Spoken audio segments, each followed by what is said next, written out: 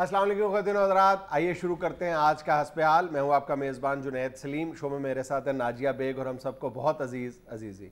अस्सलाम वालेकुम नाजरीन। अस्सलाम वालेकुम नाजरीन, आज हमारे एंकर साहब जरा सीरियस हैं, बल्कि यूं कह लें कि गुस्से में हैं। अभी जब ये इधर स्टूडियो में दाखिल हुए तो इनको दरवाजे में ठुड्डा बजा, उसके बाद इन्होंने गुस्से में दूसरा ठुड्डा खुद मार दिया। पहले तो मैंने समझा कि शायद इनकी कोई टिबरी ढिल्ली हो गई है, मगर यूं ही इनका ध्यान मेरी तरफ पड़ा तो इन्होंने जोर से किया। मैं समझ गया नहीं, टिबरी अभी इनकी टैट ही है। मैंने पूछने की कोशिश की कि जनाब क्या हुआ है। वो एक लंबी तफसील है, मैं उस बहस में नहीं पढ़ना चाह रहा। क्या बात हुई है सर? हुआ ये है, मुझसे पूछो क्या हुआ। हाँ जी, क्या हुआ? हुआ ये है कि उसी स्पॉट पे जहाँ पे इनको ठुड्डा बजा, जिसे आप ठुड्डा स्पॉट कह सकते हैं, वहां पे मैंने पूछने की कोशिश की तो कहते हैं कि भाई पर हट जाओ, आज मुझे गुस्सा चढ़ा हुआ है। फिर इधर बैठ के इधर आके इन्होंने शो से पहले जो गुफ्तगू की है वो आपको गोशगुजार करता हूँ। जी। कहते हैं कि देखो यार, शाहरुख खान अमेरिका एयरपोर्ट पे रोका गया है, पकड़ा गया है और 2 घंटे बाद उन्होंने छोड़ दिया है, जिस पे अब जो इंडिया है वो कह रहा है कि माफी मांगे अमेरिका, और अमेरिका वालों ने माफी मांग ली है, जिस पे उन्होंने माफी पे भी इनकार कर दिया है। ये उनके लिए तो फख्र की बात है, मगर हमारे लिए बड़ी शर्मिंदगी की बात है। क्यों? मैंने कहा जी हमारे लिए क्यों शर्मिंदगी की बात है जी? Exactly. शाहरुख खान को हमारी फिल्म में काम कर रहा था। सही। कहते हैं तुम नहीं समझते, और मुझे चूंकि ये जाहिल समझते हैं इसलिए मैं ये कोशिश भी नहीं करता कि समझा ही दें भाई जी। मैं जाहिल नहीं समझता, मैंने तुम्हें समझाने की मकदूर भर कोशिश की है सरकार। आपको यार तुम क्यों हमें गुस्से में आए हुए हो? जब एक्टर उनका है वो पकड़ा गया है, उन्होंने चलो उस पे उसको कहा है अमेरिका को कि माफी मांगो, उन्होंने मांग ली है। ओ भाई, इसमें सीधी उनकी तो बात है, बात हो गई, उनके लिए फख्र की भी बात है, पूरी हिंदुस्तानी कौम के लिए फख्र की बात है, और उनके लिए ये खुशी की बात भी है कि उन्होंने दुनिया की जो सबसे बड़ी सुपर पावर है उसको घुटने टेकने पर मजबूर किया है। उसने माफी मांगी है कि उन्होंने उनके जो हीरो है, अदाकार है, उसको 2 घंटे तक डिटेन किया। डिटेन भी क्या किया है, पूछगिछ के लिए रोका है, और उस पर अमेरिका ने माफी मांगी है और हिंदुस्तानी हुकूमत ने वो माफी देने से भी इनकार कर दिया। और हिंदुस्तानी हुकूमत ने अमेरिका में मौजूद अपने सफीर को हिदायत की है कि वो हाईएस्ट लेवल पर इस मसले को उठाएं और इस बात को यकीनी बनाएं कि मुस्तकबिल में दोबारा ऐसा कोई वाक़या ना पेश आए। ये बात हिंदुस्तानी कौम के लिए काबिल फ़ख्र हो सकती है, लेकिन ऐसे बहुत से लम्हात आते हैं, ऐसे बहुत से फैसले होते हैं जो एक कौम के लिए, एक मुल्क के लिए काबिल फ़ख्र होते हैं, लेकिन उसी लम्हे दूसरी कौम के लिए बाइसे शर्मिंदगी भी होते हैं। और मैं ये समझता हूँ कि ये शाहरुख खान के साथ जो कुछ आज हुआ है और जिस तरह अमेरिकन गवर्नमेंट ने रिएक्ट किया है उस पर, और उसके जवाब में हिंदुस्तानी हुकूमत ने अपने रद्द-ए-अमल का इजहार किया है, मैं ये समझता हूं कि उनके लिए काबिल फख्र है, लेकिन हमारे लिए ये शर्मिंदगी का बायस है। हमारे लिए क्यों शर्मिंदगी का बायस है? भाई यही बात तो मैं तुम्हें 1.5 घंटे से समझाने की कोशिश कर रहा हूं कि मुझे शर्मिंदगी का एहसास इसलिए हो रहा है एक पाकिस्तानी होने की हैसियत से आज, कि मतलब हर 1.5 माह बाद, 2 माह बाद हमारे साथ अमेरिका ही के हाथों कोई ना कोई ऐसा वाकया पेश आ जाता है जो आज जो शाहरुख खान के साथ जो कुछ हुआ है उन वाकयात की शिद्दत इस वाकये से कम 100 गुना ज्यादा होती है। और हम अमेरिका के सामने हाथ जोड़कर अर्ज करते हैं कि खुदा के लिए एक फॉर्मल किस्म की माफी हमसे मांग ले, 2 लफ्ज झूठे बोल दें ताकि हम अपने अवाम को पैसिफाई कर सके, लेकिन अमेरिका बहादुर साफ इंकार कर देता है। सलाला वाला वाकया भूल गए हो यार, और आज हम हाथ जोड़ के अमेरिकी हुकूमत से कह रहे हैं कि आप झूठा वादा ही कर लें कि हम ड्रोन हमले नहीं करेंगे ताकि हम अपने अवाम को एक लॉलीपॉप तो दे सके, लेकिन अमेरिका ये बात मानने के लिए तैयार नहीं है। यानी हम अमेरिका से कहते हैं कि यार हम तुम्हारे आगे हाथ जोड़ते हैं कि तो हमसे माफी मांगो। माफी मांग लो, लेकिन वो रस्मी तौर पर भी माफी के 2 बोल बोलने के लिए तैयार नहीं है। इसीलिए मैं ये कहता हूं ना कि एक मुहिब्बे वतन पाकिस्तानी आज ये सोचने पर मजबूर है कि शाहरुख खान के साथ जो कुछ वाकया हुआ है ये एक मुल्क के लिए बाइसे फख्र है, लेकिन दूसरे के लिए बाइसे शर्मिंदगी है।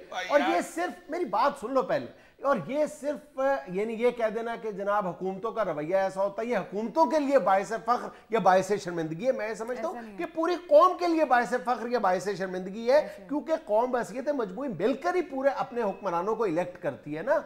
यार ये हुकूमतों का या कौम का मामला नहीं होता, मुल्क का मसला होता है। इंडिया बहुत बड़ा मुल्क है, 1.25 अरब की आबादी है उसकी, उसका एक प्रेशर है। हमारा मुल्क छोटा सा है, उस हिसाब से बात करो ना। मेरी बात सुन लो, मुझे भी तो बात करने दो। मैं सिर्फ ये चलो एक हद तक ये बात तस्लीम करने के लिए तैयार हूं कि हिंदुस्तान बहुत बड़ी इकोनॉमी है, वो बहुत बड़ी दिफाई कुव्वत भी हो सकता है, अमेरिका के उसके साथ ज्यादा मफादात भी वाबस्ता है, लेकिन दूसरी तरफ तुम पाकिस्तान की जो स्ट्रेटेजिक पोजीशन है उससे तो इनकार नहीं कर सकते ना।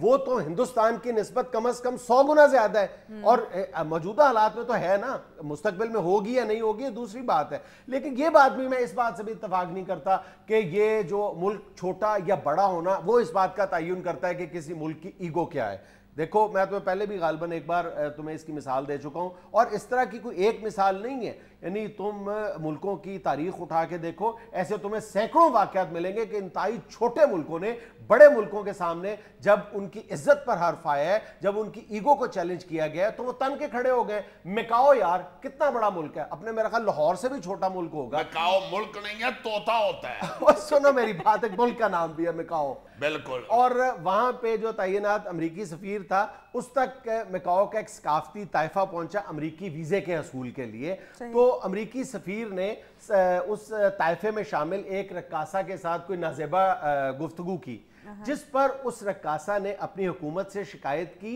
बगैर किसी जांच पड़ताल के, बगैर किसी इन्वेस्टिगेशन के, बगैर किसी इंक्वायरी कमीशन की रिपोर्ट देके फौरी तौर पर मिकाओ की हुकूमत ने उस अमरीकी सफीर को मुल्क बदर कर दिया था। हाय हाय हाय हाय, इतना सा मुकाओ है, जैसे कहते नहीं कि फटाफट मुकाओ यार, इतना सा मुल्क है बस। और इस वाक़े को तुम जरा हिंदुस्तानी पर्सपेक्टिव से देखो, उनके लिए एक और इंतहाई रोशन पहलू इस वाक़े से निकलता है कि उन्होंने अब पब्लिक सेंटिमेंट्स का ख्याल किया, अपनी आवाम की ख्वाहिशात को मुकद्दम जाना है। इससे पहले भी पाकिस्तानी पॉलिटिशियंस के साथ, पाकिस्तानी सेनेटर्स के साथ अमरीकी एयरपोर्ट्स पर जो सलूक रवा रखा गया उस पर तो हम कई बार बात कर चुके हैं। इवन ये कि हिंदुस्तानी वज़रा के साथ, हिंदुस्तानी जो अरकान पार्लियामेंट है उनके साथ भी बदसलूकी की गई है अमेरिकन एयरपोर्ट्स पर, लेकिन हिंदुस्तानी हुकूमत ने कभी भी इस अंदाज में रिएक्ट नहीं किया जिस तरह उन्होंने आज रिएक्ट किया है, सिर्फ इसलिए कि उनको यह एहसास था कि शाहरुख खान उनके करोड़ों अवाम के दिलों पर राज करता है। यहां पर पब्लिक सेंटिमेंट्स का मामला था